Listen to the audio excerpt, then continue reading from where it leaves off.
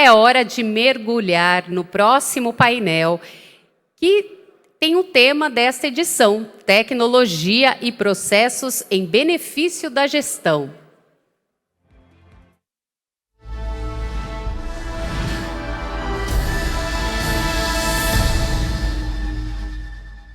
E para falar sobre competitividade e crescimento das empresas neste ano desafiador, vamos convidar ao palco o presidente da ABAD, Leonardo Miguel Severini.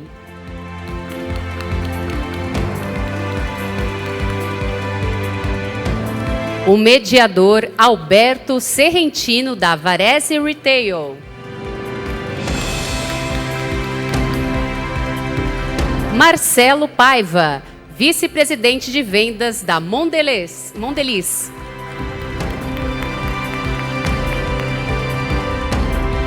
Eloy Prado de Assis, diretor executivo de varejo e distribuição da TOTUS.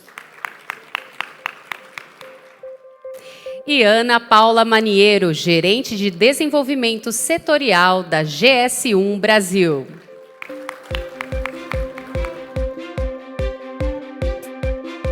Alberto Serrentino, a palavra é sua. Bom, eu vou fazer uma breve introdução para tentar contextualizar um pouco o momento pelo qual passa o varejo e, obviamente, que isso tem um impacto direto e profundo em toda a cadeia de distribuição conectada ao varejo. E depois nós vamos ter outras 3 pequenas intervenções aí dos nossos debatedores e aí nós vamos abrir para a conversa com eles e com vocês. Então, vão preparando aí eventuais perguntas, passem para o pessoal, que a gente vai levá-las para dentro do debate. Eu vou, basicamente, abordar 5 temas que eu acredito que sejam de relevância estratégica para qualquer negócio, hoje, atuando em varejo em qualquer lugar, em qualquer mercado, e, obviamente, tudo isso impacta a cadeia como um todo. Nós estamos vivendo um novo ambiente no qual as empresas precisam de novas competências e da capacidade de interpretar esse novo ambiente. O tema central do nosso painel é o papel da tecnologia e como ela pode ser, de fato, um elemento de impacto positivo na produtividade dos negócios, mas a verdade é que a tecnologia, na agenda de transformação do varejo, ganha uma relevância estratégica e um papel diferente nas organizações. Isso precisa ser interpretado também. E, junto com isso, vem um papel mais estratégico também para o supply chain, que não pode mais ser encarado só como apoio operacional dos negócios, ele passa a ser central na competitividade das empresas. O varejo passa por uma redefinição do papel da loja física, isso vale para todos os segmentos, inclusive o alimentar, e o farma também, e dentro dela, obviamente, se abrem oportunidades muito grandes de captura de valor e de relevância estratégica. O varejo é desafiado a interpretar os movimentos das plataformas, dos marketplaces, dos que ambicionam se tornarem grandes ecossistemas multissetoriais e passam a disputar clientes, tráfego, dados, recorrência, desafiando setores e cadeias de valor inteiro. E, em alguns mercados, eles foram elementos de transformação do varejo e a gente precisa saber se relacionar com eles, ser desafiado e desafiá-los. E, por fim, o papel da cultura e da liderança, que são o elemento propulsor de todo o processo de transformação. Então, o que nós estamos vivendo e provavelmente viveremos durante um bom tempo à frente, e as lideranças precisam aprender a navegar neste ambiente novo que desafia empresas e líderes de negócios. Nós vamos lidar com um ambiente de permanente instabilidade e incerteza. Isso, na realidade brasileira, eu considero uma boa notícia, porque o Brasil sempre foi uma grande escola de saber navegar com mudanças bruscas e constantes, com muita instabilidade, com muita complexidade e com muita incerteza, e nós formamos e moldamos líderes capazes de se adaptarem muito rapidamente, sem entrar em pânico com mudanças bruscas. Isso foi um pouco anestesiado no período de 2013 a 2012, mas é uma competência que está no nosso DNA. A grande diferença é que nós temos que cuidar de agendas de curto prazo e de mudanças de ambiente permanentes, junto com uma agenda de longo prazo de transformação. E isso nós nunca tivemos, né? O Brasil sempre foi muito guiado pelo curto prazo e as empresas sempre se pautaram muito pela gestão, pela execução e por saber interpretar cenários rapidamente, mas não temos essa disciplina estratégica de olhar ciclos de mudança estrutural e transformações estruturais, e o varejo está passando pela maior delas, que é a transformação digital.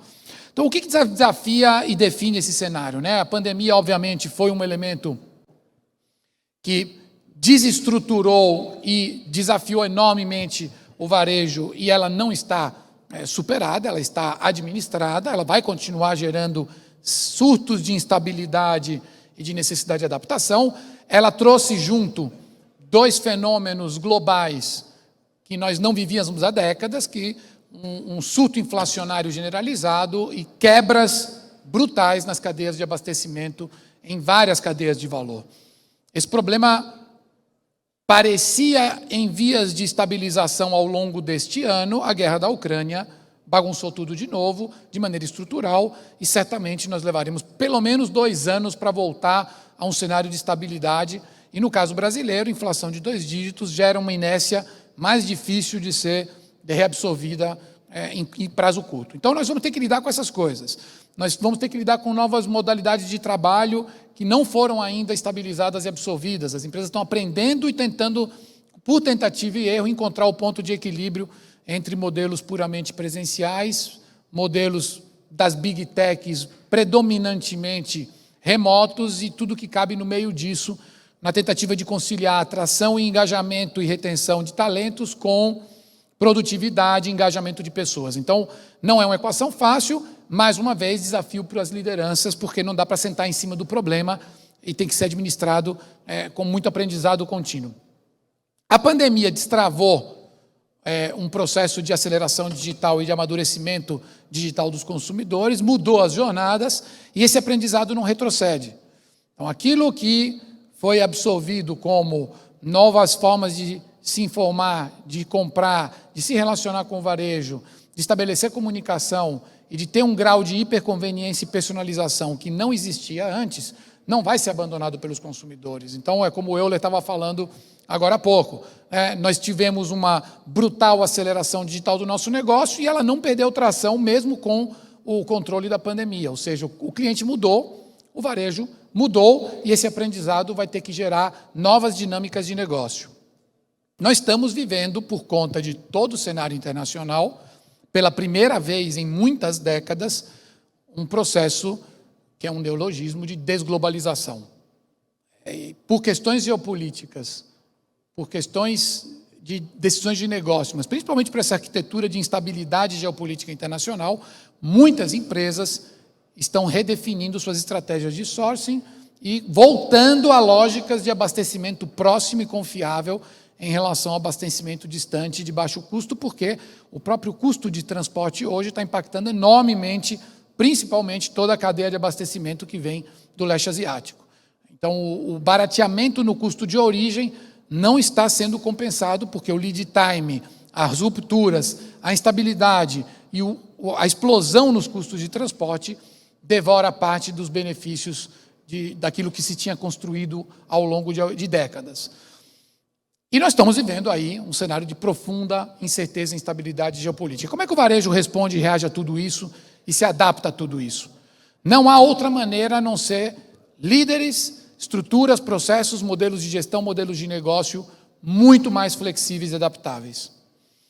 E isso significa um desafio cultural brutal, porque não é simplesmente soltar as empresas para uma agilidade desordenada. É preciso fazer isso com muita liga, é preciso ter sistema de valores, propósito, é preciso ter as réguas com as quais as pessoas vão ter empoderamento e delegação, é preciso redesenhar as estruturas organizacionais para que as empresas funcionem de maneira mais colaborativa. Então, os desafios não são poucos e não são triviais. As empresas, durante a pandemia, explodiram as modalidades de venda e relacionamento com clientes, implantaram novos canais, implantaram novas formas de se conectar com os clientes. Muitas fizeram isso no desespero e sem preparação e sem infraestrutura. O encanamento começa a vazar para tudo que é lado, mas esses novos canais foram incorporados às rotinas dos clientes, então não dá para tirar da tomada agora. É preciso agora orquestrá-los, ordená-los e entender como as jornadas vão demandar uma arquitetura de canais, processos e nível de serviço para o cliente, e como é que tudo isso vai ser permanentemente adequado e atualizado, tanto na infraestrutura e na arquitetura da empresa, como nos seus processos de inovação. E, obviamente, tudo isso conecta a agenda de transformação digital, que ganhou um salto no biênio 2021, ela já vinha desafiando o varejo, agora ela passou a se tornar central na agenda estratégica de qualquer companhia.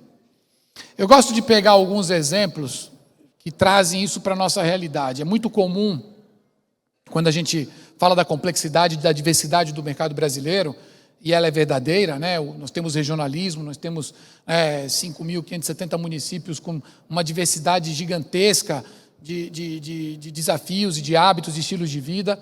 Porém, por mais que a gente tenha gaps em termos de, eventualmente, disponibilidade de tecnologia nos muitos Brasis que existem dentro de um país continental como o nosso, o consumidor brasileiro é absurdamente permeável, aberto em adoção de novas tecnologias e de inovações quando elas beneficiam a sua vida.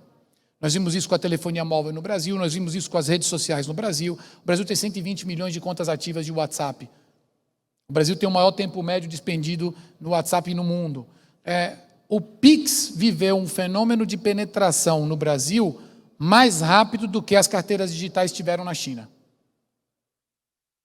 Em pouco mais de um ano, nós fomos de 0 a praticamente toda a população adulta brasileira. 116 milhões, que são as contas ativas atingidas no primeiro trimestre desse ano, é praticamente a base de eleitores do Brasil. É mais do que a população economicamente ativa do Brasil. Ou seja, nós praticamente alcançamos a penetração de 100% dos elegíveis para algo que terá um enorme poder de inclusão e transformação na relação com meios de pagamento, crédito e acesso. Acesso a consumo, acesso a crédito e acesso a pagamentos sem atrito. Isso traz mais estabilidade e segurança para toda a cadeia de consumo. Mas isso mostra o quanto não devemos subestimar o consumidor brasileiro. E não devemos subestimar a velocidade com a qual mudanças como essas podem desafiar cadeias de valor inteiro, como estão desafiando as cadeias de pagamento. Só para dar um retrato do que foi esse biênio, do ponto de vista de aceleração digital no nosso varejo e no nosso e-commerce, o Brasil incorporou em 2020 13 milhões de pessoas que não compravam online passaram a comprar e mais 13 milhões em 2021. Então, 26 milhões de novos consumidores digitais em 2 anos, que incorporaram isso nas suas rotinas. Nós atingimos aí quase 220 bi de compras online no ano passado, das quais 36 foram feitas via cross-border em plataformas internacionais. Isso é um número absurdo. Nós temos quase 20% do varejo digital brasileiro sendo abastecido por empresas que não estão no Brasil e produtos que não estão no Brasil. E nós tivemos no ano passado um salto de 27% no crescimento do e-commerce, com o alimentar mais que dobrando. O segmento que mais cresceu em volume online no ano passado foi o de alimentos e bebidas. Os de higiene e beleza cresceram mais ou menos na média do e-commerce brasileiro. Mas isso mostra o quanto as pessoas estão abertas e começando a adotar os canais digitais para todas as categorias, né? O varejo brasileiro alimentar e de alto giro teve mudanças estruturais importantes desde a crise de 15 e 16, que foram depois se consolidando e que tiveram um novo impulso no biênio da pandemia. E elas, na verdade, provocaram um ganho brutal de participação de mercado do cash and carry, que chega a 40% hoje de todo o consumo alimentar brasileiro, mas trouxeram a reboque também um crescimento robusto e consistente do canal Farma no Brasil. E o grande perdedor foi o hipermercado, porque as operações de proximidade, as operações bem posicionadas, próximas ao cliente e os formatos de excelência no varejo alimentar continuaram crescendo. Não ganharam o share que ganhou o cash and carry, mas continuaram crescendo. Então, quando há mudanças como nós estamos vivendo, de jornadas de compra, de hábitos de consumo e de migração entre canais e formatos com novas formas de comprar e consumir, e vamos lembrar que mudanças como uma parte considerável da força de trabalho brasileira, passando a ter rotinas de trabalho híbrido, mudam completamente os hábitos alimentares e mudam completamente o perfil de demanda de aonde se compra, como se compra e o que se compra para alimentação. Se as pessoas passam a fazer 3, 4 refeições a mais dentro de casa do que faziam antes, elas deslocam completamente o eixo de demanda e aonde elas vão comprar e o que elas vão demandar. Porque a refeição dentro de casa, do dia de semana de trabalho, não é a refeição do final de semana de lazer. Ela demanda conveniência, praticidade e soluções. É um outro tipo de demanda que está trazendo para dentro da competição do varejo alimentar, por exemplo, os apps de delivery. Que está trazendo a conveniência como algo vital no comportamento de compra. Então, se a gente não entender as mudanças de jornada, as mudanças de estilo de vida, as mudanças de hábitos, a gente não projeta onde estarão as grandes oportunidades e como eu respondo a elas. Onde é que entra a tecnologia em toda essa conversa? O Satya Nadella, que é o presidente mundial da Microsoft, que foi responsável talvez por uma das maiores viradas empresariais da história dos negócios, ele define um conceito que ele chama de intensidade tecnológica, que ele diz: as empresas vão ter que começar a tratar a tecnologia como algo estratégico e vão ter que começar a criar indicadores para medir como elas estão na saúde da sua intensidade tecnológica, que é a capacidade de combinar a capacitação, que é ter as ferramentas adequadas para o negócio, com o domínio, que é saber usar e ter as pessoas, competências e habilidades de extrair o melhor das ferramentas. Tudo isso é levado à confiança, que mexe com risco, com privacidade, com segurança, com tudo aquilo que hoje desafia dados e tecnologia nas organizações. O varejo, historicamente, é uma indústria de baixa intensidade tecnológica. Foi uma indústria de baixa intensidade tecnológica. O varejo está se tornando uma indústria de alta intensidade tecnológica. O varejo está se tornando uma indústria high-tech.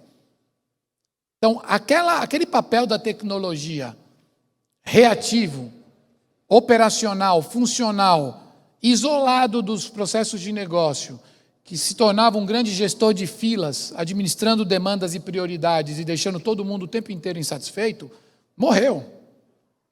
A empresa que tratar a TI ainda como algo de apoio funcional operacional é a mesma coisa que tratar a RH como algo de apoio funcional operacional e não como algo estratégico, disseminado, responsabilidade e competência de qualquer líder de negócio.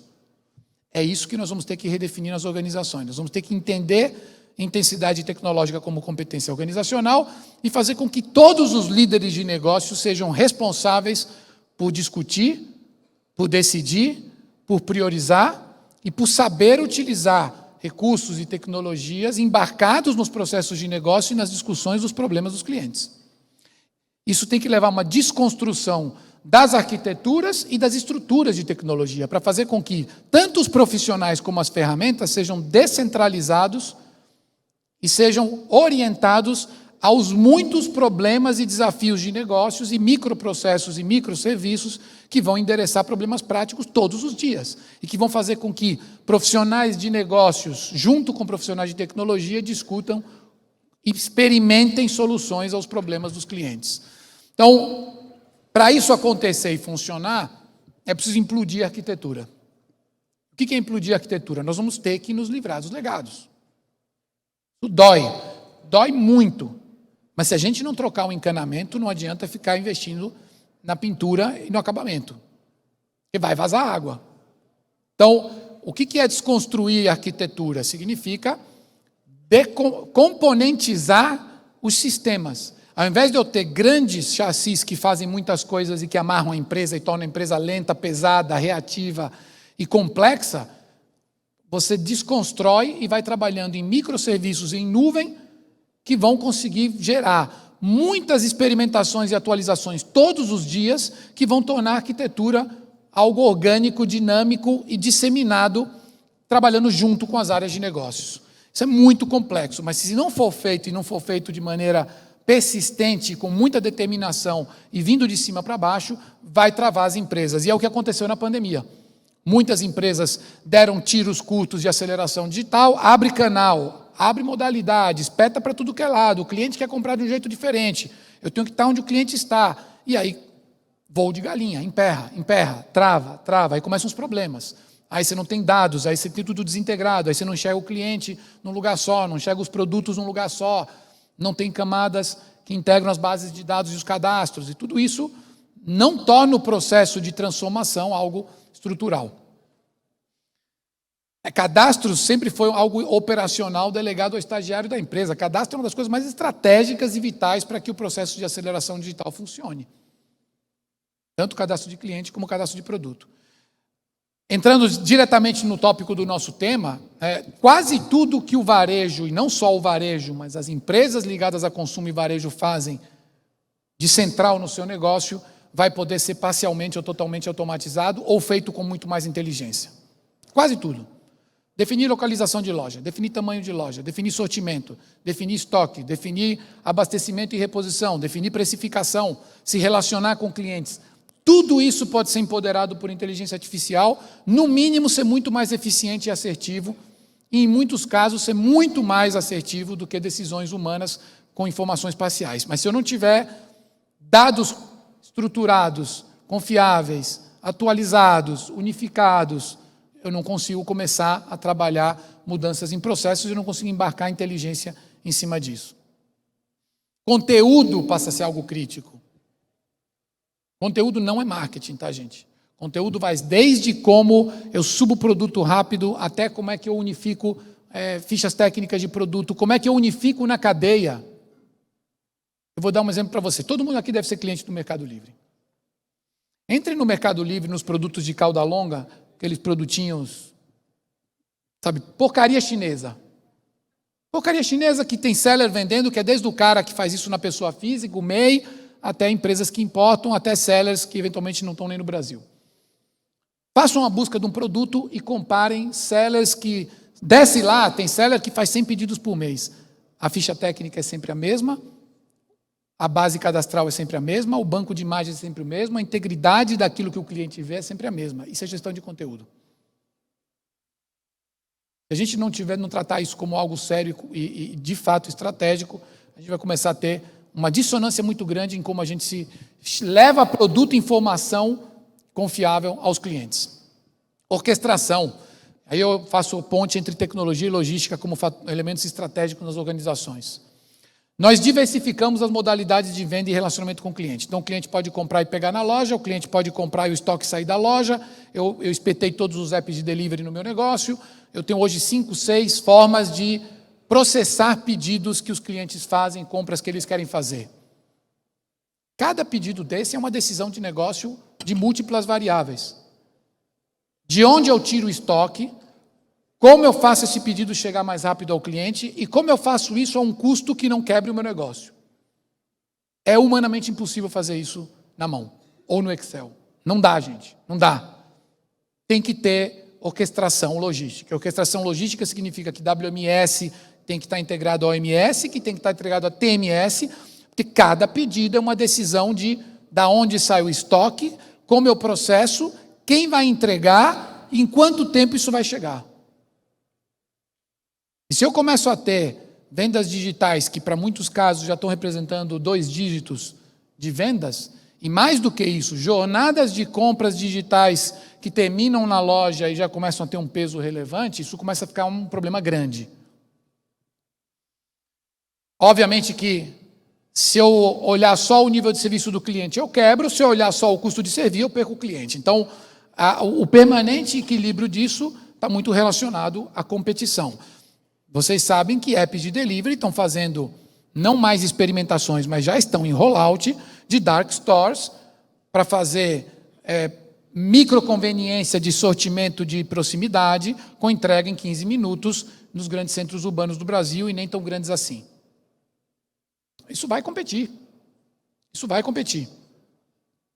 Então nós vamos ter supply chain estratégico empoderado por inteligência artificial e tudo isso, a tecnologia estratégica, o supply chain estratégico, tem que otimizar os processos das empresas e tem que empurrar as empresas para um crescimento acelerado com uma agenda de transformação que torne o negócio mais ágil e, ao mesmo tempo, escalável, porque as empresas vão ter que crescer em outro ritmo.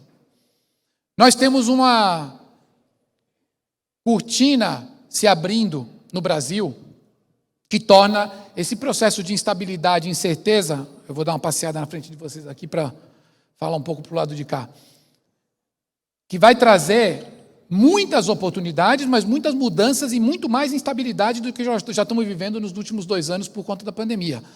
Nós temos novas tecnologias entrando para valer no rol daquilo que vai impactar os negócios e vai impactar também o varejo, e, ao mesmo tempo, grandes e profundas mudanças regulatórias acontecendo no Brasil, que vão destravar muitas das amarras que, de um lado, protegiam o nosso mercado, inclusive de muitos operadores internacionais que não conseguiam entender o Brasil, mas, de outro lado, destravam e abrem frentes de competição nova que nós não temos no radar. O 5G, no segundo semestre, está entrando no ar no Brasil. 5G é 10 vezes mais rápido e 100 vezes menos latência do que o 4G. É outra geração de conectividade, muda completamente a perspectiva de adoção de IoT, de novas tecnologias, de inteligência artificial, de metaverso, de tudo que vai transformar, mais uma vez, processos de negócio e interações com clientes. O blockchain é algo que vai mexer profundamente com a rastreabilidade e descentralização de controle de cadeias complexas, como é a cadeia de alto giro e de produtos de alto giro. Nós temos a realidade virtual e aumentada, que vão ganhar outra dimensão com o metaverso. E, do outro lado, Pix, Open Banking, Open Finance, cadastro positivo, LGPD, e mais o que virá aí, está se regulamentando criptoativos nesse momento no Congresso. O cross-border está em processo de discussão também. Trabalho remoto já foi parcialmente regulamentado e permitido.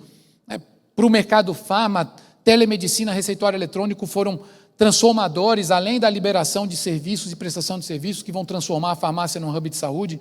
Gente, tudo isso está acontecendo em 2 anos. Nós estamos tendo mais mudanças regulatórias de alto impacto para o varejo em 2 anos do que a gente teve em 2 décadas.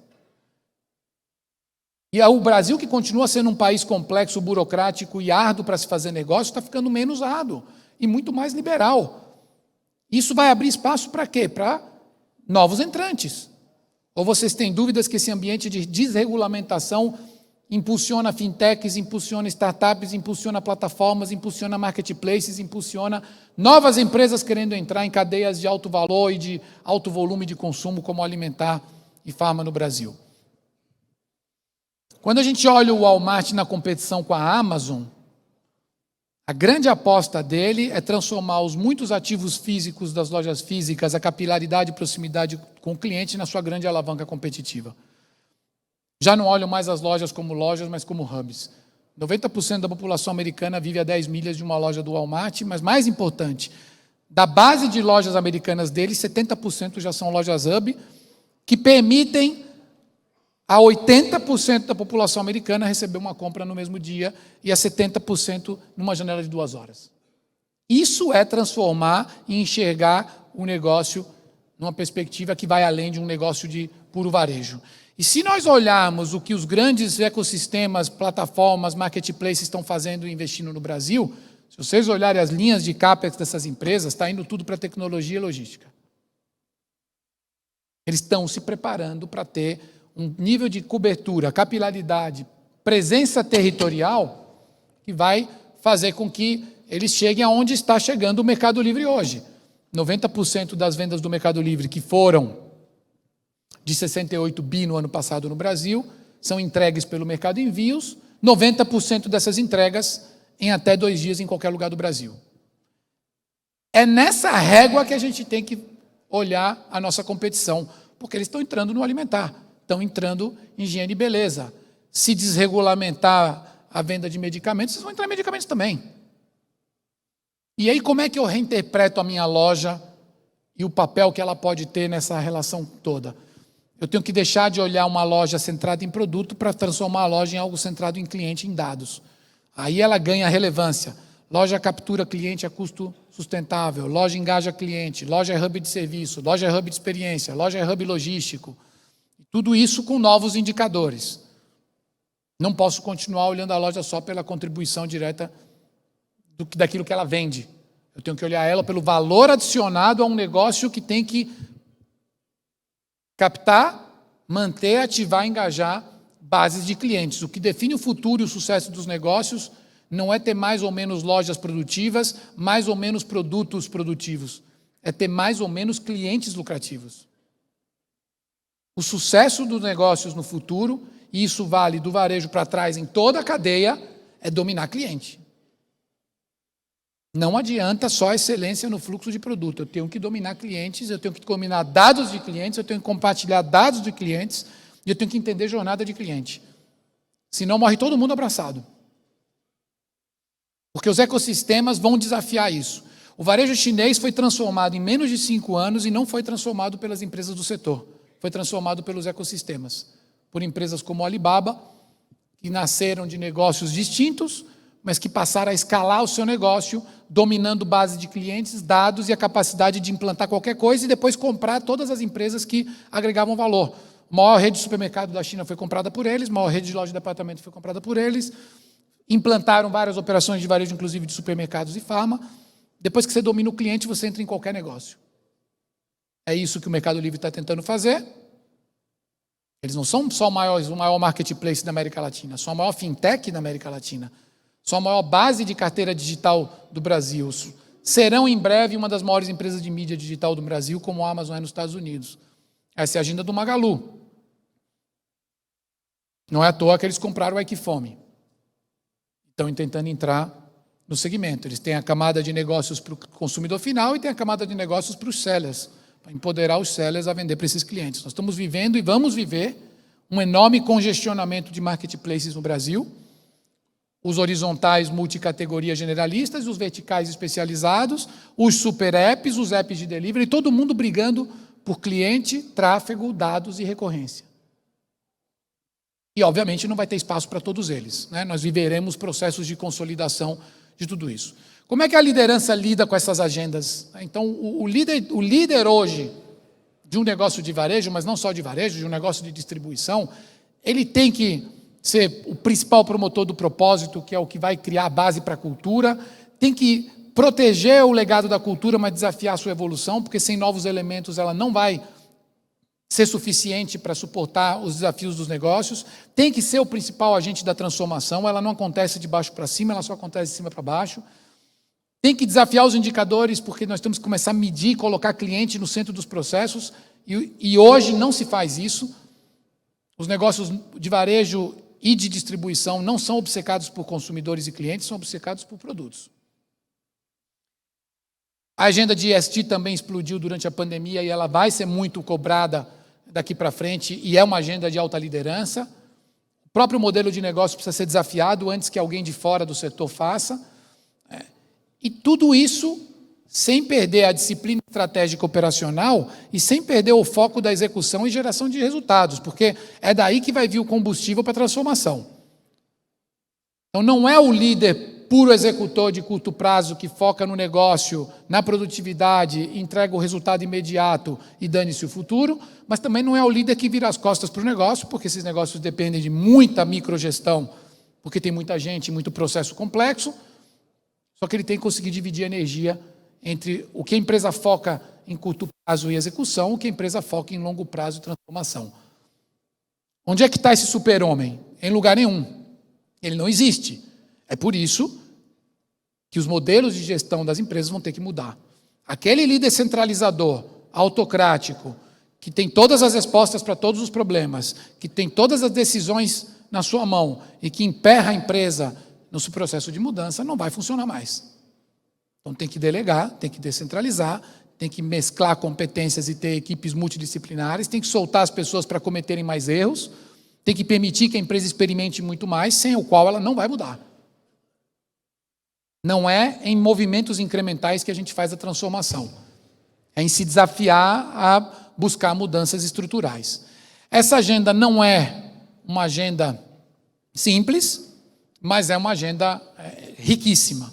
E nós vamos ter que fazer com que os negócios saiam de cultura, processos, indicadores que são hoje todos montados para medir e gerenciar produtos e operações, para medir e gerenciar clientes e dados de clientes, que são eles que vão dar a base dos insights para os quais todo o resto vem a reboque.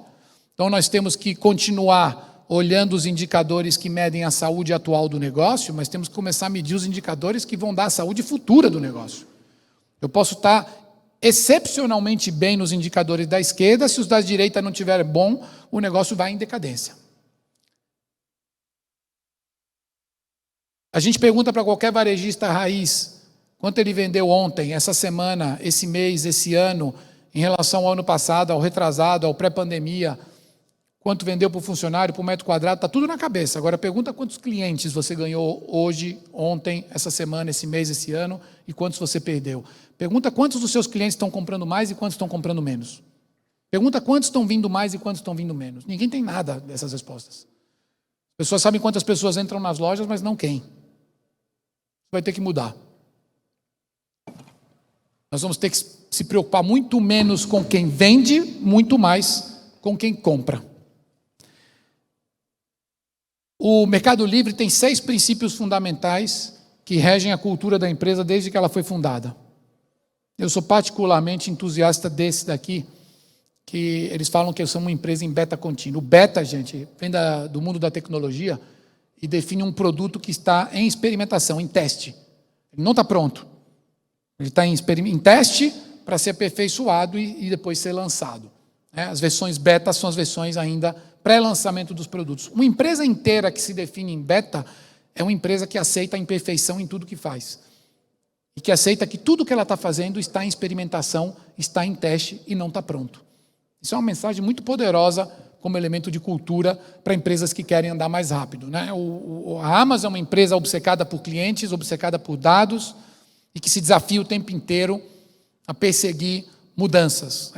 E o que o Bezos fala, nos detalhes, eles são flexíveis, ou seja, pode errar, pode experimentar, pode testar, pode ousar, pode fazer aquilo que você acha que é certo. Agora, se a gente tem uma crença de longo prazo que vai gerar valor para o cliente, nessa a gente é implacável. Nós vamos persistir. E essa obsessão que torna a empresa essa máquina de inovação. Tudo isso não é uma corrida curta, não é um tiro curto, não é uma corrida de 100 metros, ninguém vai estar pronto com uma cartilha, também não é uma corrida longa, porque ela não tem ponto de chegada, é desafio cultural, é uma mudança no jeito de funcionar das empresas e de lidar com o cliente, de lidar com os processos, de lidar com a inovação. Então, ela começa e nunca mais termina, ela só se aperfeiçoa, ela é muito mais parecida com a jornada do Forrest Gump. Um dia eu começo a correr, e eu começo a gostar daquilo. E aí outras pessoas começam a querer correr comigo e começam a gostar daquilo também, que trazem mais outras pessoas e que engajam muitas pessoas e que falam, para onde vocês estão indo? Eu ainda não sei onde eu vou chegar, não sei nem se eu vou chegar. Eu estou indo. Eu estou indo mais rápido, com mais gente, e estamos indo juntos. É assim que as empresas vão ter que fazer esse processo. De cima para baixo, destravando aquilo que torna a empresa uma empresa mais burocrática, mais rígida, mais centralizada e mais distante do cliente. Então, obrigado aí. Essa era a provocação para abrir o pano de fundo da nossa conversa. E agora, então, vamos passar para mais 3 rodadas aqui de provocações e oxigenações, e aí a gente abre para o debate e podem ir mandando as perguntas. Então, a Ana Maniero, da GS1, vai fazer a primeira intervenção.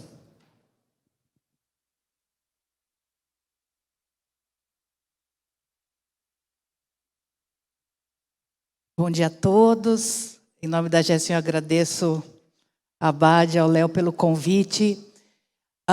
O Alberto falou muito de transformação, de automação, de agenda digital e encantar o cliente. Eu vou trazer aqui a gente chama de evolução na tecnologia, mas uma revolução na aplicação ou nos resultados dessa tecnologia.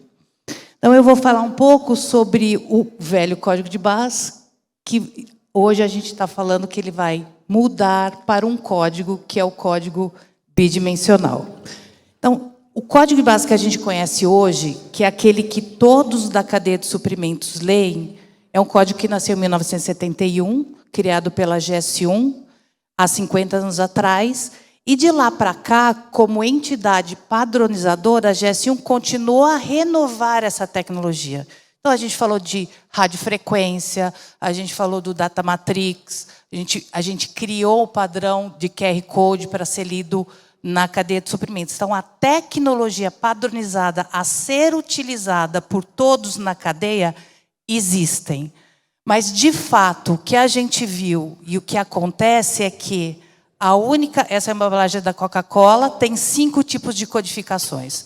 Tem o código de barras linear, acima à esquerda, tem o QR Code abaixo, tem lá um desenho de realidade aumentada, atrás tem um chip de radiofrequência e ainda a gente tem aí a impressão de lote e validade. Todas essas marcações, que são informações, elas estão puramente na embalagem. Ela não chega no digital, ela não é capturada de forma automática, porque é uma solução utilizada pela indústria, que polui a embalagem e que, de fato, a única informação que é capturada por todos da cadeia continua sendo aquele código de barras de 50 anos atrás. O que a gente fala agora é, vamos condensar, ou vamos reunir todas as necessidades de interação com essa embalagem num único código. E esse único código vai liberar espaço na embalagem, vai atender às necessidades de encantamento do cliente pela indústria e propiciar também a automação na cadeia, seja melhor gestão, melhor controle de estoque, ferramentas de rastreabilidade e assim por diante. E a GS1 lidera um movimento mundial de migração, de adaptação desse código linear para um código bidimensional ou 2D. Então, assim, todos aqui conhecem um código 2D, um código bidimensional, né? Está no folder aí na mesa de vocês, né? A gente vê um QR Code em todo lugar para ler no celular. Então, o objetivo desse programa de 2D, o objetivo da GS1 é trabalhar e orientar a todo o mercado para a implementação do código 2D, ou seja, um código implantado pela indústria de forma padrão para que todos os elos da cadeia de suprimento consigam ler e capturar informações relevantes para a sua operação ou para as suas iniciativas. Isso só é possível se existir um padrão nesse código. E o padrão e os padrões que regem essa tecnologia já estão prontos e desenvolvidos pela GS1. Então, o que eu estou dizendo é, daqui a pouco tempo, um código bidimensional vai ser lido num PDV de varejo, quer dizer, por todos os PDVs do varejo, porque hoje já são lidos. Bom, então, quando eu falo do programa, eu falo de um programa que, inicialmente, eu tenho hoje, né, atualmente, eu tenho um único código na embalagem, um único código lido por todos os elos da cadeia, que é o código de barras tradicional. Haverá um período de transação, onde haverá a coexistência de dois códigos, e num futuro, que eu acredito ser bastante próximo, um único código, ou um código bidimensional, poderá substituir esse código linear, porque todos os elos da cadeia já serão capazes de ler e interpretar o dado que está lá dentro. Como eu disse, o código de barras, né, o código bidimensional ou o código 2D, ele já está em toda parte, então ele já está em medicamento, na farmácia, no Brasil e no mundo. Ele já possui, existe em vários rótulos de produtos que a gente encontra no supermercado. O que nós estamos fazendo agora é padronize o seu código bidimensional. Indústria, padronize o seu código bidimensional para que este dado consiga ser lido por todos os elos da cadeia. E distribuidor, varejo, atacarejo, preparem os seus sistemas para ler e capturar informações super relevantes que vão ser apresentadas a vocês de uma forma automatizada. Todo mundo tem um celular? Esse aqui é um exemplo real, se vocês quiserem ler esse QR Code. Esse QR Code é usado numa padaria em Recife, padronizado e lido no PDV. Ele foi usado, o primeiro objetivo dessa padaria foi interagir com o consumidor, então vocês lendo esse código, tem informação desse produto, a descrição, a foto, vocês vão ver que esse produto está vencido porque essa é uma etiqueta real, então é a etiqueta do dia. Então ele apresenta ao consumidor uma série de informações relevantes daquele produto, nesse caso é um queijo processado em loja da padaria, e ele também é lido no PDV, bloqueando. Se esse produto tentasse ser vendido, ele seria bloqueado no PDV por conta de gestão de data validade de forma automática, porque a data de validade está dentro desse código. Então, o que eu estou dizendo é, na mesma tecnologia, o gerador, né, quem criou esse produto, seja uma indústria, no caso dele é um produto processado em loja, consegue interagir com o cliente dele, passar a mensagem que ele quiser, e, ao mesmo tempo, também ajudar e apoiar toda a operação dele de loja, numa única tecnologia. Possível por conta da padronização desse código. Bom, e por que a gente fala tanto dessa transição para o código 2D? A gente sabe que o consumidor mudou, nós somos mais exigentes, nós buscamos mais informação dos produtos, né? A embalagem contém muitos códigos, muitos símbolos, por conta de legislações, por conta de iniciativas de marketing, por conta de informações para o parceiro e assim por diante. E tanto a indústria, os donos de marca, quanto os varejos podem aproveitar mais dados, porque a embalagem está carregada de informação. Como capturar e levar para o digital essa informação? Através de um código bidimensional. E é isso, né? O Alberto falou muito, né, das operações cada vez mais fora da loja.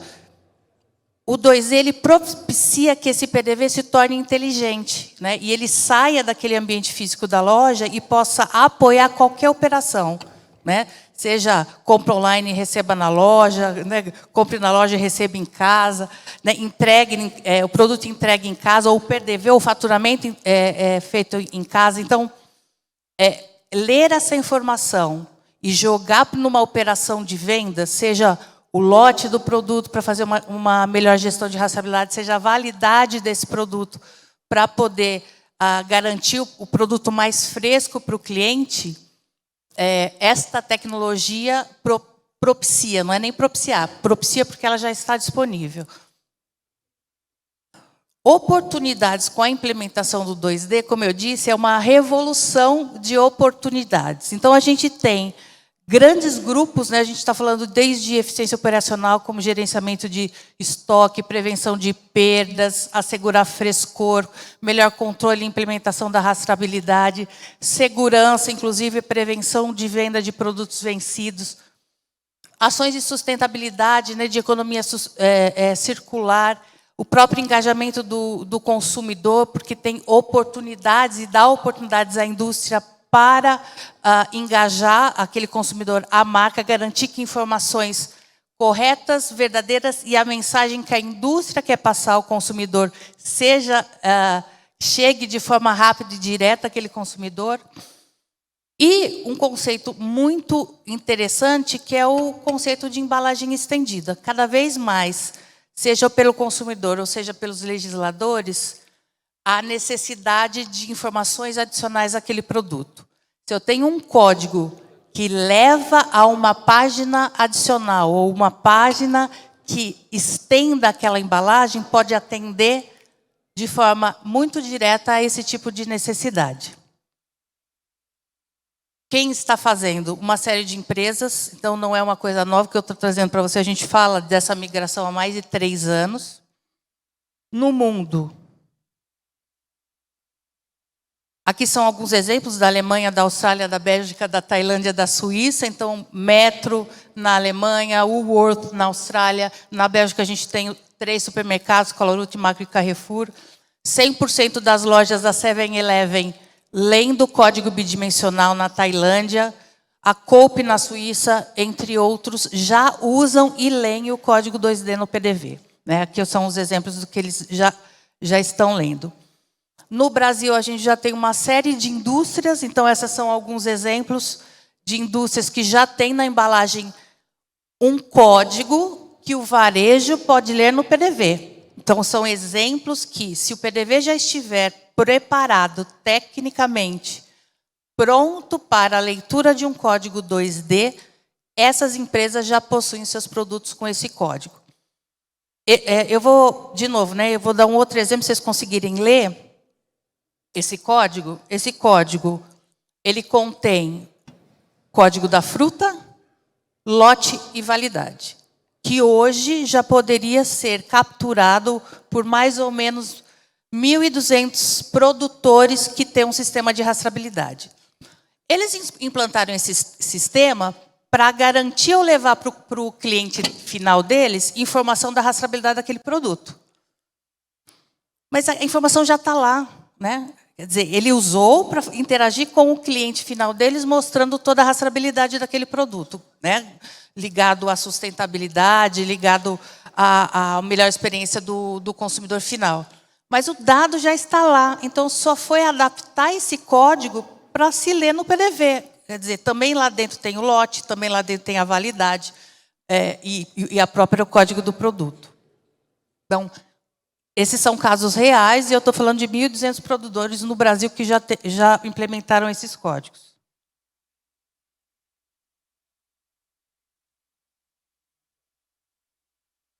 Pode passar para mim o próximo, que acho que travou.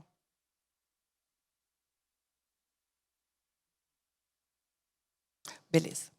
Aqui são exemplos de varejo, né? No outro slide era um exemplo de fornecedores ou de indústrias e produtores. Quem aqui a gente tem no Brasil? Pinheiro Supermercado. Ele começou com tecnologia linear e hoje já tem o bidimensional para os processados em loja. Parladelli é aquela padaria que eu comentei com vocês. Hoje ele reduziu em 100%. Mentira, não reduziu 100% das perdas. Ele falou que a única coisa que ele perde ainda é pão. Os demais, quando está perto do vencimento, ele joga lá para o restaurante, porque ele tem um restaurante e tem pizza. Então, a gente está falando que o 2D melhora a gestão toda de estoque dele e ele consegue ter iniciativas para praticamente reduzir a zero a perda que ele tem de produtos em loja. Leroy Merlin, piso cerâmico, porque é bastante crítico quando a gente fala de reposição, seja tonalidade, bitola, lote, etc. E o Impev é um exemplo usando o 2D para toda a parte de reciclagem e economia circular. Qual é o papel da GS1? O papel da GS1 é desenvolver esses padrões, os padrões já estão prontos, e incentivar e orientar o mercado nessa implementação. A gente tem uma equipe grande e preparada para apoiar, seja a indústria, para implementar, seja a cadeia de suprimentos para ler esse código, aproveitar essa informação. Essa iniciativa não é só uma iniciativa da GS1, a gente tem uma série de apoiadores, a ABAD, inclusive, já enxergou, enxerga os benefícios e é um dos apoiadores nessa iniciativa. E fica aqui um convite a vocês para serem mais um dos pioneiros nessa iniciativa. Nesse QR Code tem um link para a página para vocês acessarem e apontarem. Olha, eu quero fazer parte aí, quero ser um inovador e implantar o Código 2, e a gente vai ficar muito feliz em apoiar a implantação. Obrigada. Obrigado, Ana. Então, o Eloy agora vai dar a perspectiva aí da TOTVS. Bom dia, pessoal. Para quem não me conhece, eu sou o Eloy, cuido de varejo e distribuição na TOTVS. Obrigado demais pelo espaço, poder falar aqui um pouquinho com vocês. E acho que, primeiro, parabéns pela brilhante apresentação aí, Serrentino. Assusta, né, gente? Quando a gente vê esse monte de transformação acontecendo, e a gente aqui na cadeia de atacadista, distribuidor, e a gente vê esse mundo todo mudando, preocupa, né? A gente fala, poxa, a gente tem que reagir a isso. Acho que a minha missão aqui, em 10 minutos, de certa forma, compor nesse problema, porque a gente tem que falar do lado de dentro das nossas operações, mas, ao mesmo tempo, tentar passar uma mensagem de que vocês não estão sozinhos nessa, né? Vamos olhar um pouquinho do que essa transformação que está acontecendo no varejo está trazendo de volta para dentro da cadeia. Acho que esse botãozinho aqui realmente parou de funcionar. Vamos lá. O próprio relacionamento do cliente B2B está mudando. Quer dizer, então, do mesmo jeito que o cliente do varejo se transformou digitalmente, o consumidor final, e ele pressiona o varejo para ter um comportamento diferente, que ele seja transformado de uma outra forma, o varejista também está vindo para a cadeia atacadista distribuidora e pedindo uma nova forma de relacionamento. Isso está acontecendo. Então, esse material que é da McKinsey, ele mostra como, de acordo com diversos pontos do processo de compra do varejista com o atacado distribuidor, eles estão mudando cada vez mais para fazer uma compra por interação direta. Em vez da antiga forma de relacionar por telefone, por e-mail, mandar WhatsApp, etc. e tal, cada vez mais eles estão querendo usar, eles mesmos fazerem a compra, usar aplicativos, sites, e-commerce, no próprio processo de compra e recompra, já está significando 60% a expectativa da automação do processo de negócios. Ou seja, então já existe uma demanda natural do próprio varejista de se relacionar de uma forma digital com a cadeia atacadista distribuidora. E aí esse desafio vai sendo mais composto quando você vê como está mudando, deixa eu ver aqui, o comportamento do consumidor. O WhatsApp virou uma absoluta realidade, né? Eu acho que hoje em dia eu não consigo imaginar mais quem é o vendedor, quem é a empresa que não hoje se relaciona com o WhatsApp. Eu até brinco que no varejo a gente antigamente falava que tinha 2 grandes canais. A gente tinha a loja e a gente tinha o site. Mas agora você não passa na frente de uma padaria que seja, que você não veja uma faixa dizendo estamos atendendo no WhatsApp. Né? O WhatsApp ele virou uma terceira grande força, um terceiro grande canal. E não param, acho que, de surgir, todos os dias, não param de surgir novos canais e novas formas da gente poder chegar no nosso cliente. E ele demanda isso, como a gente viu antes. Ele está demandando essa forma de relacionamento, está demandando essa forma de contato mais digital, e isso tudo vai trazendo uma complexidade para a nossa operação. Foi que nem o Serrentino disse. Imagina que beleza você ter que lidar com todos esses canais em cima para você capturar pedidos e todas essas formas embaixo para você fazer com que os pedidos cheguem até seus clientes. Esse é o, se vocês me permitem, esse é o mapa do inferno que lhes espera nessa jornada, né? E se a gente não pensar, como disse o Serrentino, numa nova arquitetura, numa nova maneira da gente trabalhar, mais ágil, mais rápida, pensada em nuvem, pensada em componentes, onde a gente consiga pôr e tirar os elementos que a gente precisa no momento que a gente precisa, com integrações mais rápidas, há um desafio gigantesco da gente simplesmente fazer acontecer o que é a expectativa basal agora do varejo. A gente não está mais falando de ser transformado digitalmente, a gente não está mais falando de ser diferenciado em relação à concorrência, a gente está falando do básico agora. Isso aqui é o essencial, é o que se espera da gente nesse novo mundo que foi transformado digitalmente. Isso é a pressão que vem de fora para dentro. E a gente tem a pressão de dentro para fora, né? Se a gente for olhar, ruptura de estoque sozinha é 11% da perda em média dos pedidos. Esses são dados também da Nielsen aí de 2020. Né? 9% das despesas a gente gasta só com logística. A boa notícia que eu tenho para dar para vocês é que, como a gente viu inclusive no painel anterior, né, a gente não precisa fazer disso o projeto da NASA da gente lançar foguete. A gente viu vários casos no painel anterior de transformações digitais simples, eficazes, eficientes, e as tecnologias elas estão aí à disposição.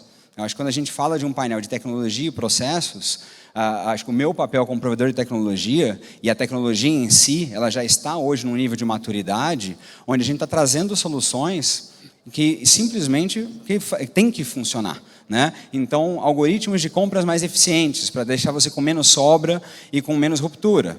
Né? Você ter mobilidade na conferência, no manuseio dos produtos no centro de distribuição, para que você possa dar mais eficiência, trabalhar com mãos livres, fazer com que o seu CD seja mais produtivo.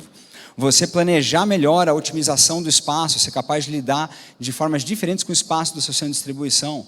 Você ser capaz de realizar entregas rápidas, fracionadas, para você não ter ruptura no teu cliente final. No cenário de margem, no cenário de vendas, 12% da margem nossa é recomposta por bonificações.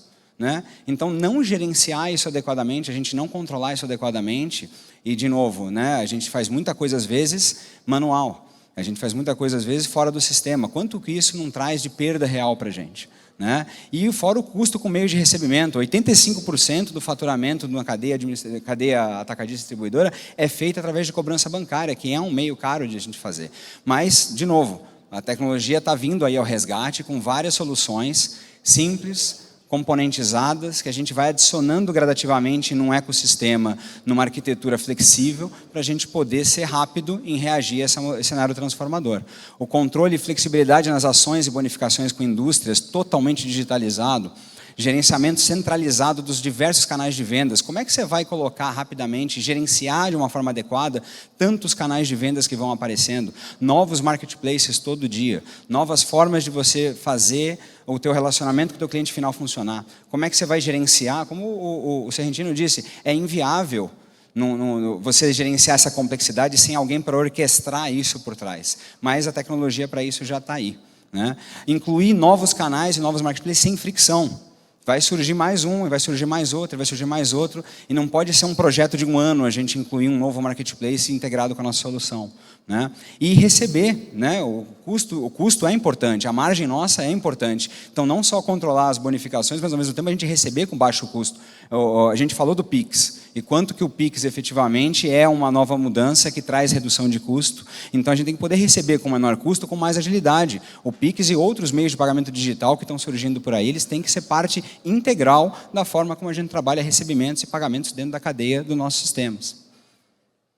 E falando da performance operacional, ou seja, de como fazer o famoso mais com menos, 10% dos custos de vocês está ligado hoje a custo operacional, 7% no custo de venda. E para isso, de novo, a gente tem que ter na tecnologia respostas simples, rápidas, projetos de transformação digital que permitem que vocês efetivamente sigam um caminho de evolução para que vocês não fiquem anos e anos parados em processos de transformação. Automatizar processos manuais e repetitivos, digitalizar processos que estejam em papel, controle eletrônico de despesas e fluxos de aprovação. Não é nada da NASA, mas muitas dessas coisas, às vezes, agilizam, facilitam, simplificam, descomplicam e permitem que vocês transformem os negócios de vocês de maneira realmente digital. E, acima de tudo, dados. Dados, dados, dados. Quanto vale a informação na ponta do dedo para a gente tomar a decisão de forma rápida? O dado tem que estar hoje na ponta do nosso dedo em tempo quase real, é como a gente costuma falar. Às vezes não está naquele mesmo instante que aconteceu, mas a defasagem para chegar no nosso celular não pode ser mais do que 5, 10 minutos para a gente poder tomar uma decisão. Já passou o tempo da gente ficar olhando o dado desatualizado e falando, não, isso aqui é a oposição de ontem, já não dá mais. Isso já passamos desse momento, porque as decisões têm que ser tomadas dia a dia. Ainda mais em cenários de pressão inflacionária, com tudo que a gente está vivendo, a gente não pode mais passar e viver por esse tipo de contexto, né? Então, acho que a mensagem em geral é, não compliquem muito nos projetos de transformação de vocês, mas façam sempre. Tem um monte de coisa para fazer. É como a gente falou, não é um sprint, não é uma corrida, né, que tem começo, meio e fim, é constante. Tem que pegar um, depois tem que pegar outro, depois tem que pegar outro, depois tem que pegar outro, e você vai se transformando digitalmente. Quando você olhar, você já é uma empresa digital. Você não vira digital, você não sai, eu sou analógico, amanhã eu sou digital. Não, você é uma jornada sem fim, onde você vai pegando processos como esses e vai gradativamente implantando novas soluções, gradualmente, numa arquitetura modular, simples, em nuvem, onde você, com baixo custo, vai efetivamente evoluindo e chegando onde você precisa. Esse é o principal desafio da cadeia atacadista distribuidora hoje, para a gente conseguir acompanhar o ritmo frenético de transformação que o varejo vem enfrentando. Para terminar, sem deixar de fazer meu jabá, é óbvio que a TOTVS está aqui para ajudar vocês nesse desafio, e a gente vem evoluindo muito além da gestão do ERP, trazendo uma série de soluções complementares que plugam no nosso ERP e em outras soluções também. A gente tem trabalhado muito com soluções que são abertas e agnósticas, então estamos prontos para atender vocês em todo tipo de cadeia, e soluções financeiras para ajudar vocês nesses desafios. Tá? E é por causa disso, último slide, que a gente tem tido um excelente resultado, crescendo muito, trazendo muito resultado para os nossos clientes, ajudando os nossos clientes a crescerem muito mais que os clientes dos nossos concorrentes, com 49%, e na verdade, deixa eu dar 2 cliques aqui, mais um, com o ranking desse ano chegamos a 54% do ranking Abad como cliente da TOTVS, e eu só quero deixar meu muito obrigado a todos vocês que confiaram na gente, continuam confiando na gente, para ajudar vocês nos projetos de transformação digital. Obrigado. Muito bom, Eloy. Agora o Marcelo Paiva, Mondelez, vai fazer a apresentação dele.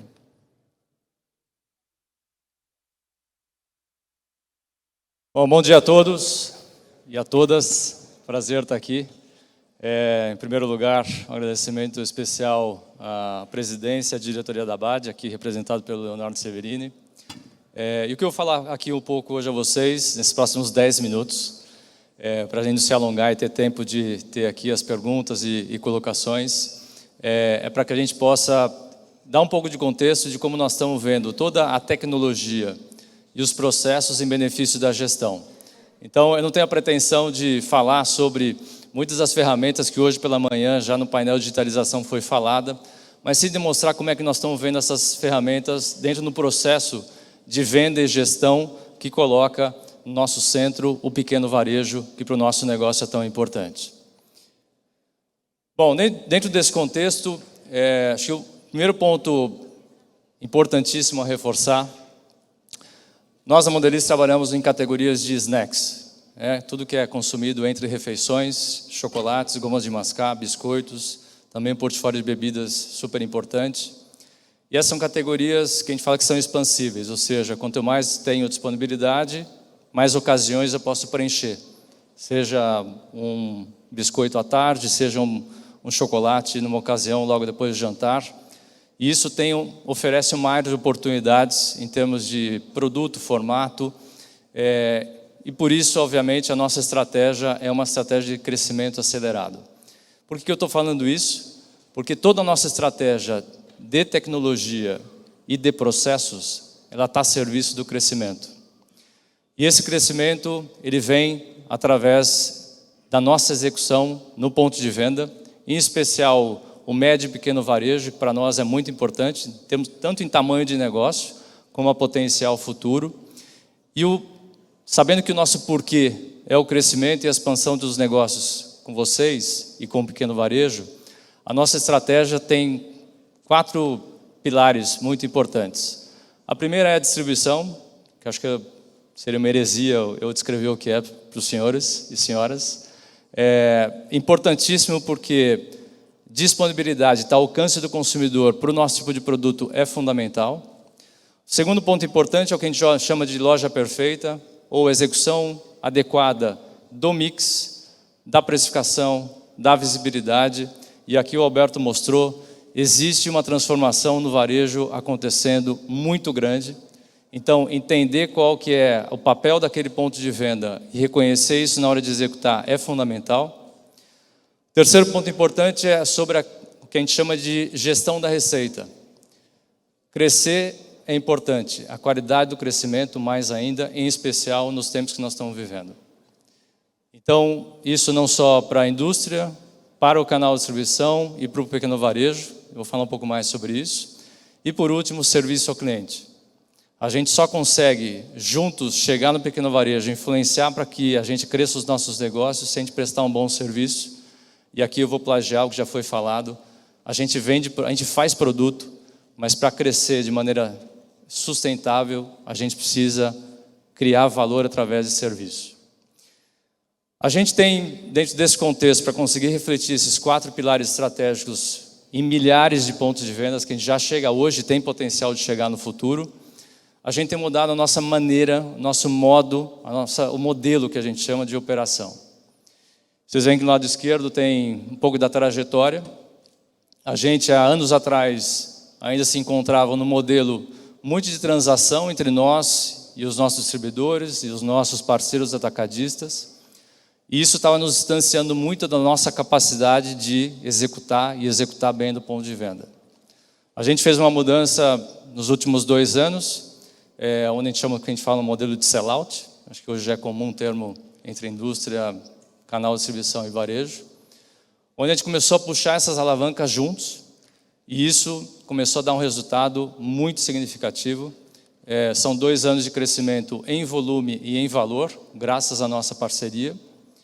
E o próximo passo dessa jornada, enquanto a gente executa e entrega o hoje, a gente também cria o futuro, e essa é uma responsabilidade que nós temos, porque a transformação é tamanha, porque não basta só entregar hoje, a gente tem que construir o amanhã, é o que a gente chama de gestão de negócios. Ou seja, uma mudança importante, onde de fato a gente dá mais um passo, e aquilo que hoje a gente chama de sellout, né, do distribuidor ou do atacado para o pequeno varejo, se a gente perguntar para o varejista, ele vai dizer que é o sell-in. Então, de fato, a gente quer dar mais um passo e colocar o pequeno varejista no centro, e o nosso modelo tem que responder a isso. E aí a gente está focando em 5 passos, ou 5 áreas, eu diria, que eu não vou entrar em profundidade de cada uma delas, porque vocês vão reconhecer um pouco do que foi falado no painel da manhã. E acho que a beleza daquilo que a gente tem feito, e principalmente aprendido, porque é um processo de aprendizado constante, é como as coisas se conectam. Então, eu vou passar um pouco por esses 5 elementos e no final a gente fecha aqui já para encaminhar para as perguntas. Primeiro ponto importante, a gente falou sobre a perspectiva, o mindset, que começa na liderança e permeia toda a organização. A gente, usualmente, no passado, olhava para trás para dizer, olha, eu cresci 5%, tenho que me desafiar, preciso crescer 7%, 10%. Essa visão, para nós, já mudou e tem sido um dos grandes vetores de crescimento, quando a gente passa a falar sobre potencial de crescimento por área, por microárea, por cidade, e isso vira o direcionador da nossa conversa sobre os nossos negócios. E eu posso dizer isso com distribuidores, com atacadistas, porque isso passa a focar a gente onde realmente importa. Então, essa perspectiva de ambição para potencial versus crescimento passado é o primeiro passo para que a gente não só entenda quais são os impulsionadores que a gente pode crescer, são mais lojas, são lojas que a gente pode executar melhor, a gente consegue saber a nossa participação de mercado por micro-região, por categoria, que é a nossa responsabilidade, afinal, a gente tem o compromisso de liderar essas categorias, e isso automaticamente desenha onde é quem tem que colocar os nossos recursos. Sejam os nossos recursos em termos de investimentos, em portfólio, em produto, sejam os recursos do canal de distribuição, logística, força de vendas e assim por diante. Segundo ponto importante, eu falei que isso começa na liderança, tem que permear todo o negócio. Plano de negócio, que ficou famoso o termo JBP, na prática tem que ser algo muito simples e muito concreto. Se a gente tem um potencial, a gente sabe onde ele está, a gente sabe qual é a alavanca, a gente precisa botar isso no papel, com os recursos, com os compromissos, com os KPIs e disciplina e consistência. Ponto importante, os KPIs aqui hoje são de sellout, daqui a pouco vão ser de execução, sortimento, nível de serviço, logística e assim por diante. E como nós juntos vamos trabalhar em favor disso. Terceiro ponto importante, que obviamente já começa a informar aqueles compromissos que a gente coloca nos nossos planos. E a partir daí, isso tem que cascatear nas nossas organizações, para os times de vendas, para os times de execução e loja. Então, o André falou hoje muito bem sobre sistemas de ponto de venda. Nossa perspectiva, esse tipo de sistema ele tem algumas funções para o negócio. A primeira é, baseado na segmentação, baseado no tipo de loja, naquilo que o consumidor vai buscar, seja uma loja mais de abastecimento, seja uma loja mais de reposição, uma de 15 minutos, como a gente acabou de falar aqui, que vai servir o consumidor na loja, em casa, perdão. Isso determina qual que é o padrão de execução. Porque hoje, esse múltiplo cenário de tipos de loja faz parte da vida do vendedor e vai fazer parte cada vez mais. O gerador de demanda que a gente tem falado, que o vendedor vai se transformar no futuro, de fato, ele é diverso e vai ser cada vez mais. Então, direcionar qual que é o portfólio, qual que é o preço, qual a visibilidade que faz sentido para aquela loja. Que não vai ser estoque ineficiente, que não vai ser uma precificação errada, ou vai ser uma deterioração de margem sem sentido. Segundo ponto importante, a gente fala muito, a gente já começou a fazer isso nos nossos canais diretos, como a gente chama, a gente dá o dono e a dona da loja, isso faz total mudança. Quando você mede a execução, a performance daquela pessoa que é dona da loja já é com base nos KPIs de execução.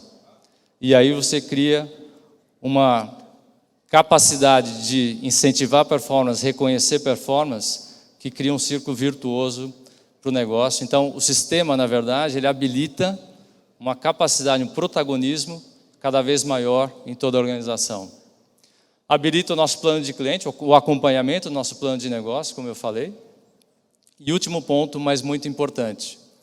Com a digitalização do processo, que antes a gente chamava de venda, agora a gente fala processo de compra, o retrato da loja, ele é petróleo de informação para poder alimentar o processo de compra.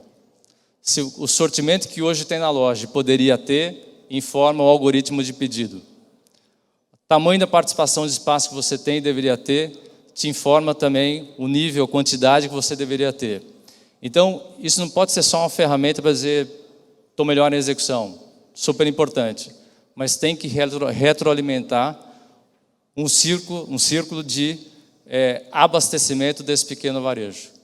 E é aí que todo o processo de compra, e aqui hoje de manhã a gente já falou do Abastece Bem, falamos do Compra Agora, nós temos a nossa própria loja que a gente está aprendendo, a gente atua de maneira aberta no mercado, em termos de ecossistema, e é aí que, para o nosso negócio, com a loja própria, mas também em colaboração com muitos marketplaces, o que a gente tem aprendido é exatamente isso.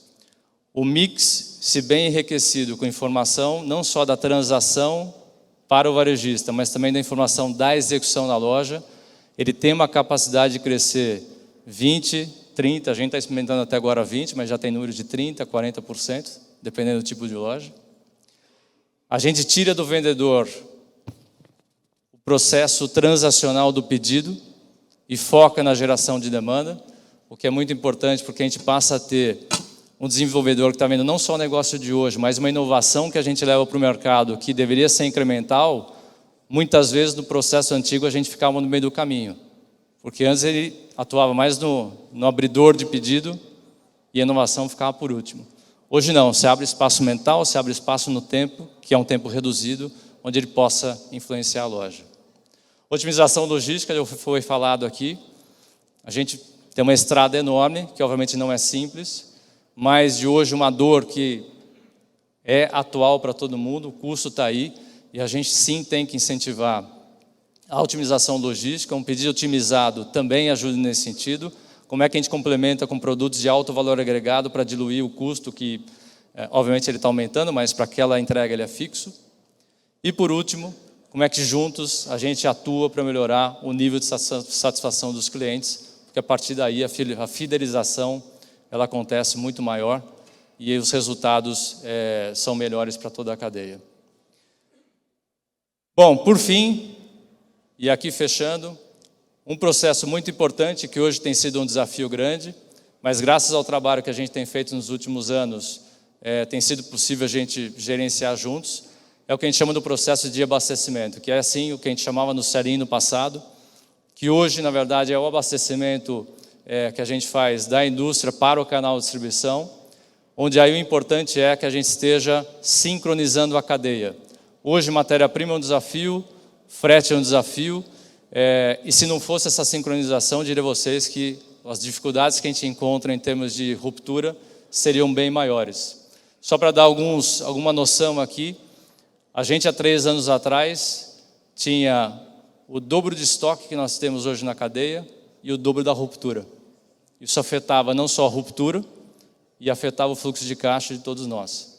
Hoje a gente consegue ter, com um supply chain mais desafiador, uma logística mais desafiadora, não dizendo que está todo mundo contente ou confortável com a situação, a gente enfrenta desafios ainda, mas a gente consegue pelo menos ter uma sincronização, uma previsão da cadeia e melhorar a equação de caixa, que em momentos de crise, não preciso dizer, é extremamente importante. E por final, não menos importante, toda essa sincronização, esse compartilhamento de informação, que a gente passou por ciclos, né? No começo dessa discussão era muito ainda difícil dizer, bom, mas eu vou compartilhar informação, o que você vai fazer com ela?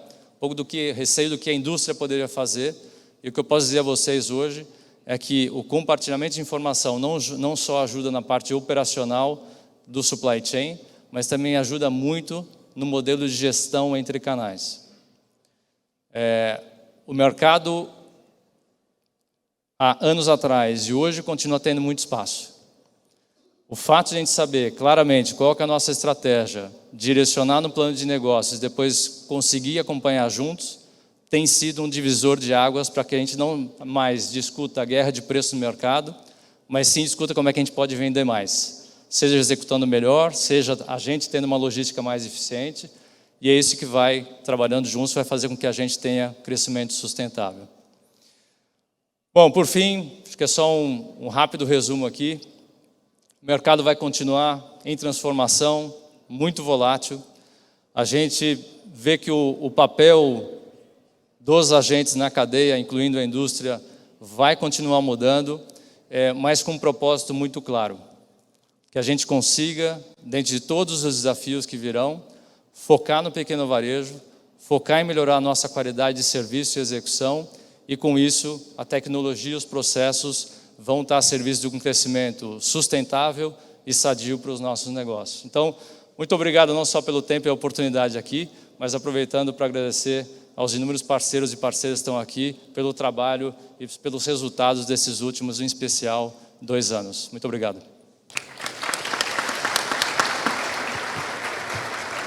Muito bem, Paiva. Bom, antes da gente abrir aqui o debate, eu vou chamar o Guido Carelli, da Infracommerce, tem um recado para vocês sobre o Abastece Bem. Guido.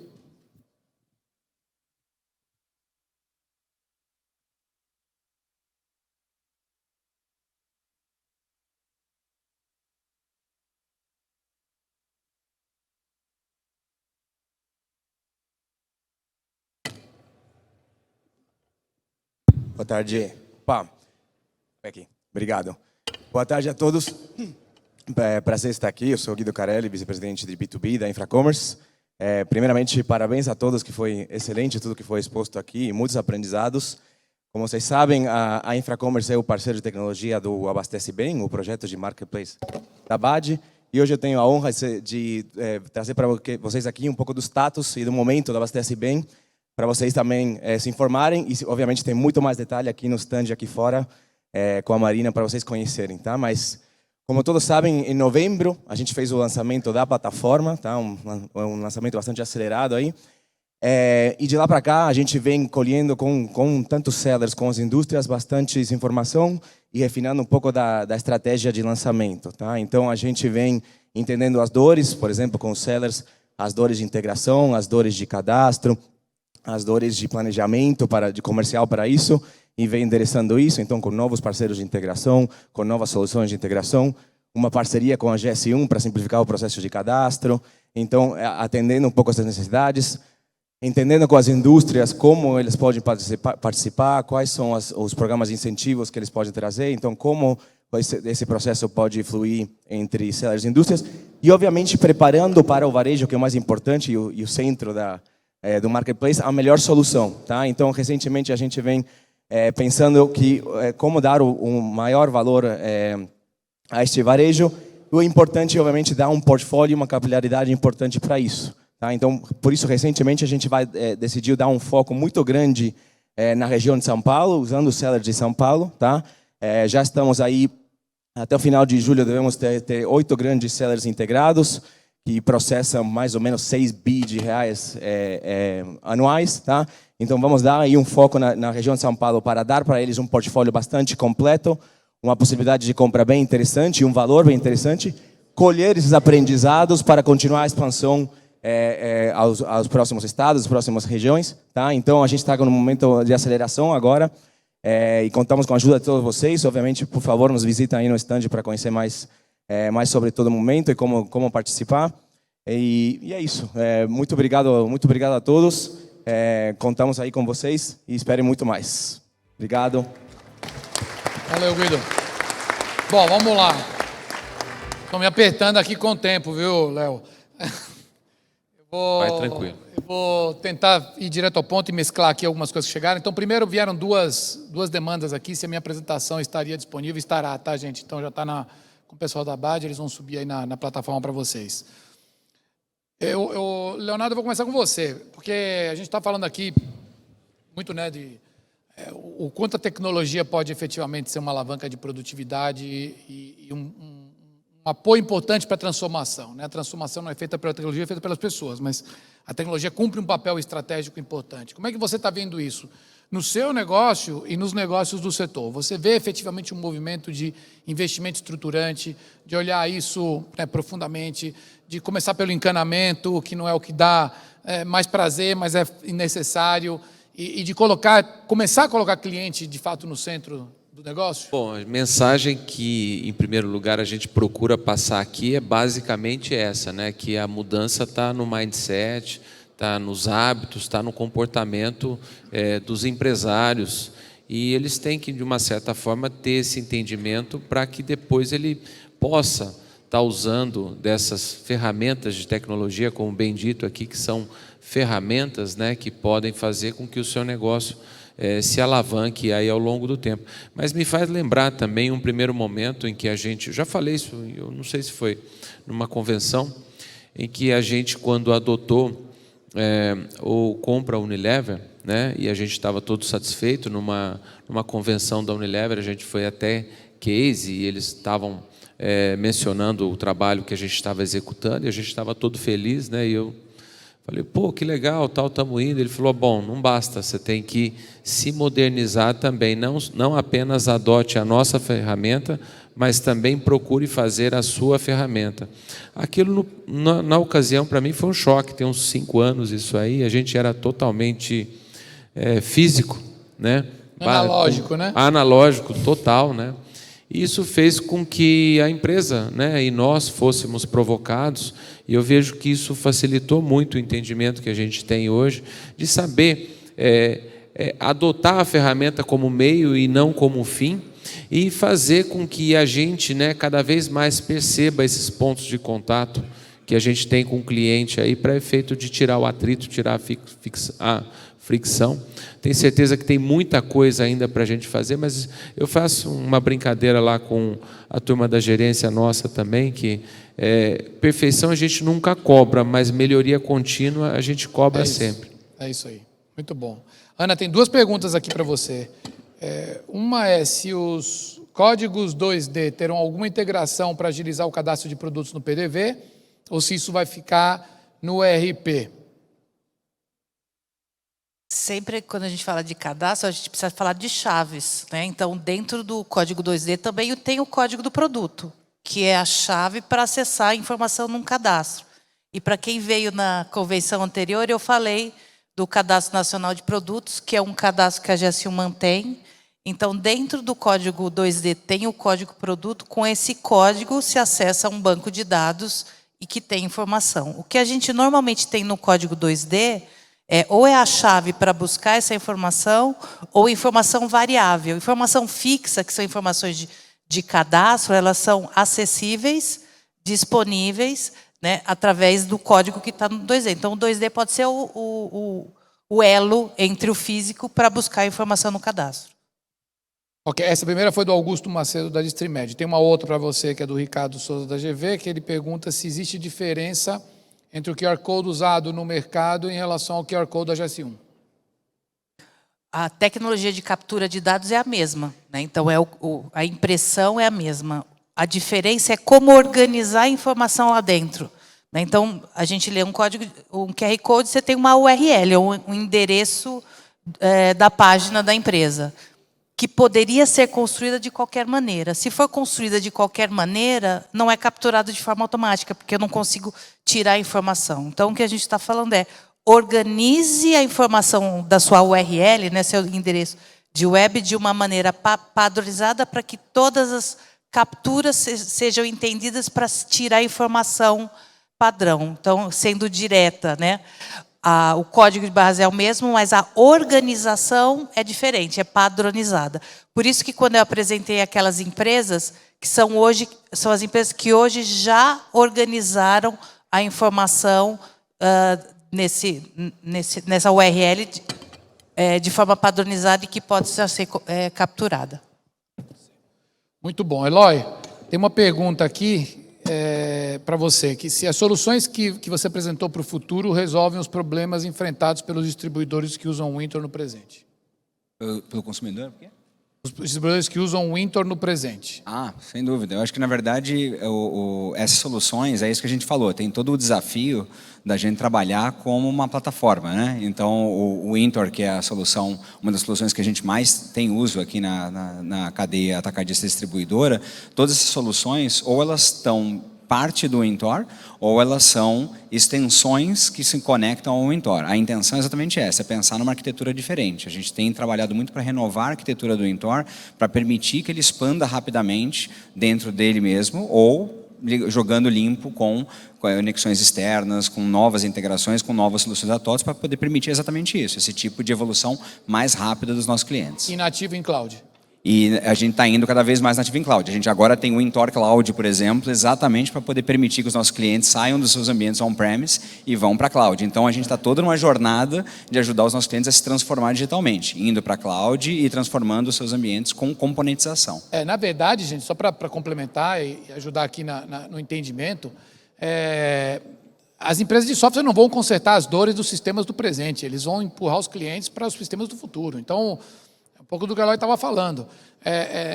Não vale investir massivamente para tornar sistemas on-premise muito mais escaláveis do que eles são hoje, porque, na verdade, a escalabilidade está em fazer a dor de migrar isso para a nuvem.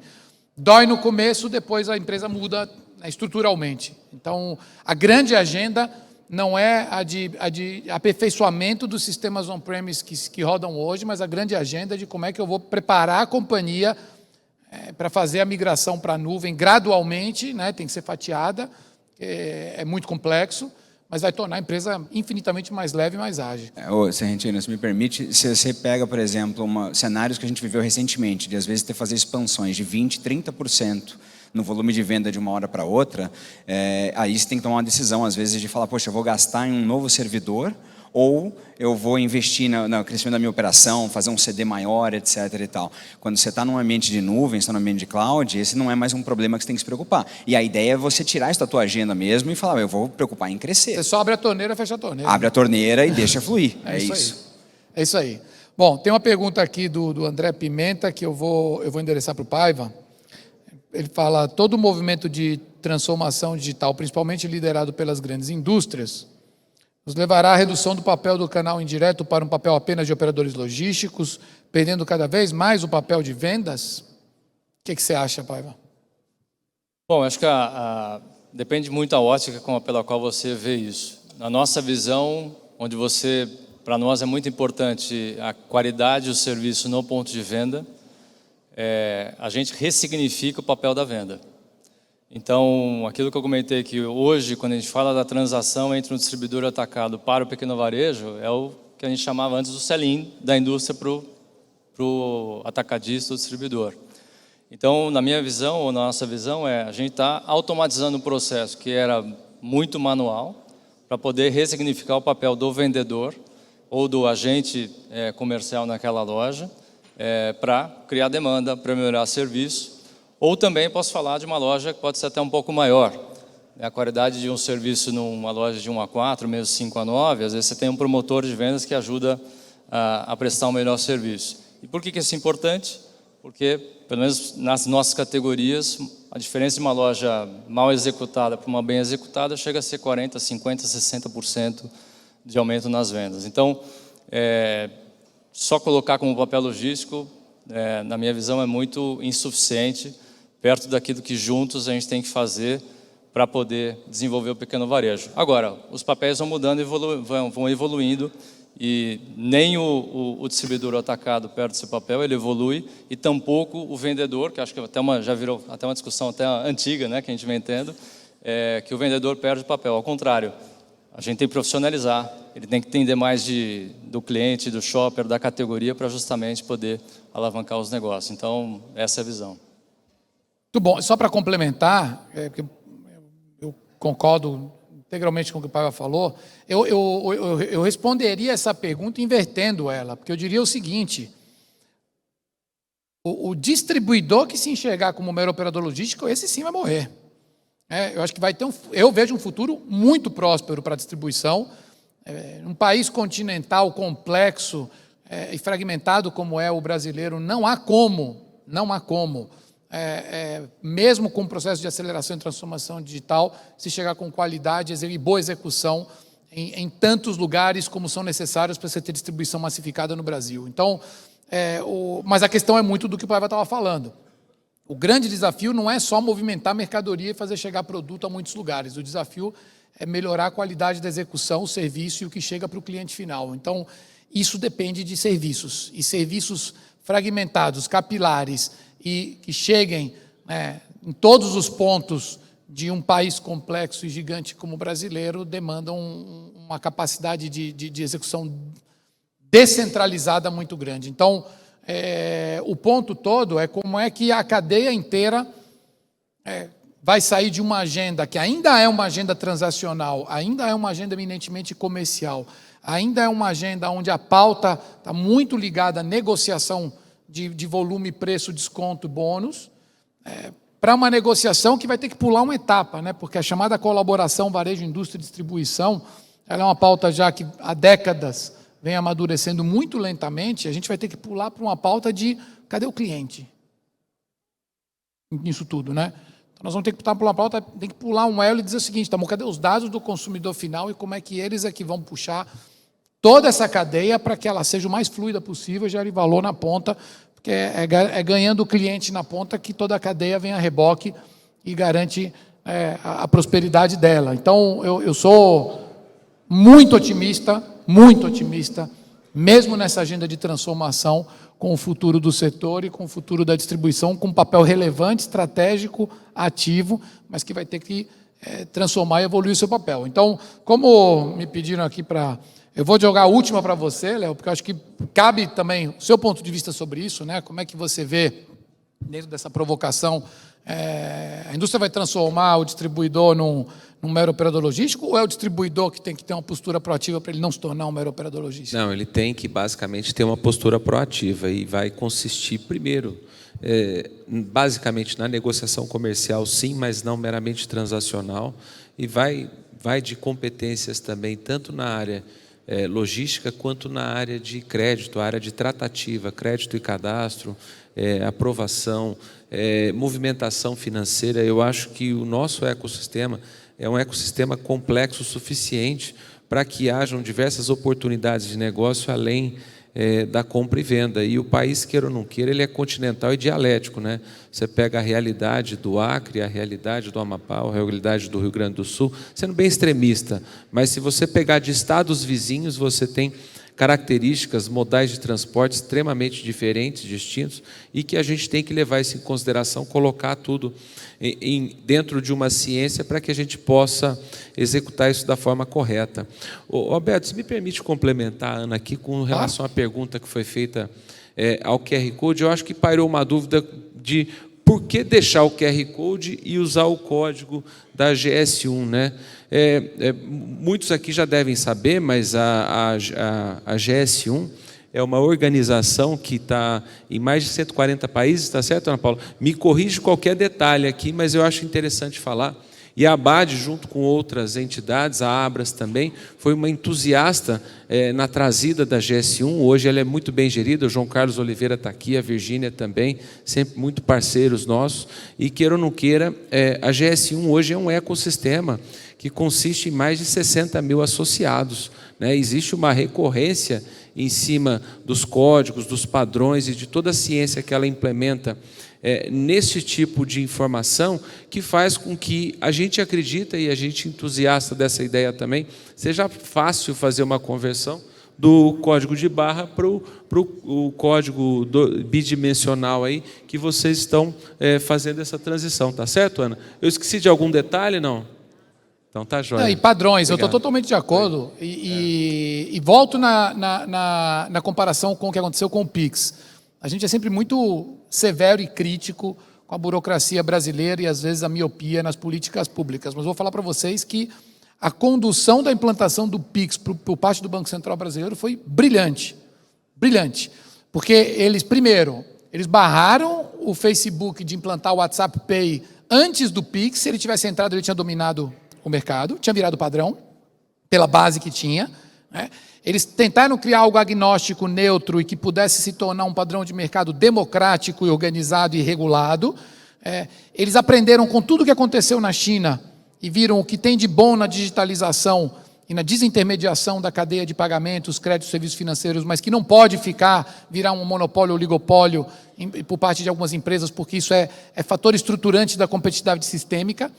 E conseguiram fazer uma implantação, né, faseada, organizada, ordenada e ambiciosa, que chegou, em muito pouco tempo, a transformar radicalmente, né, o acesso a pagamentos digitais no Brasil. Então, eu concordo, eu acho que assim, se tem o padrão estabelecido, se ele tem musculatura, se ele tem alcance, se ele integra a cadeia, se ele tem confiabilidade, concentra e não fragmenta, porque isso vai escalar a cadeia com muito mais qualidade e velocidade.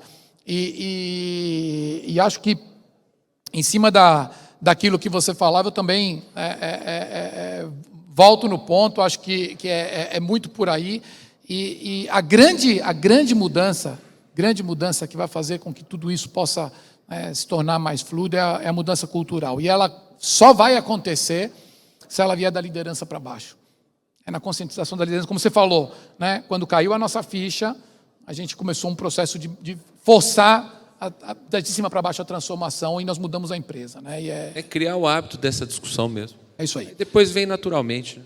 É isso aí. Bom, então, infelizmente, a gente vai ter que interromper a conversa aqui. Daria para continuar aqui por bastante tempo, mas para não atrasar o almoço. Então, mais uma vez, um sincero agradecimento aí a Bade, Léo, e a Ana, o Eloy, né, o Marcelo aqui, e a todos vocês que participaram também conosco do debate. Vocês têm algum recado paroquial? Eu já queria me despedir agradecendo. Em primeiro lugar, agradecer a tua, né, o pronto atendimento aí, teu carinho, está apresentando um material tão rico para nós, ao Marcelo, ao Eloy, à Ana Paula também.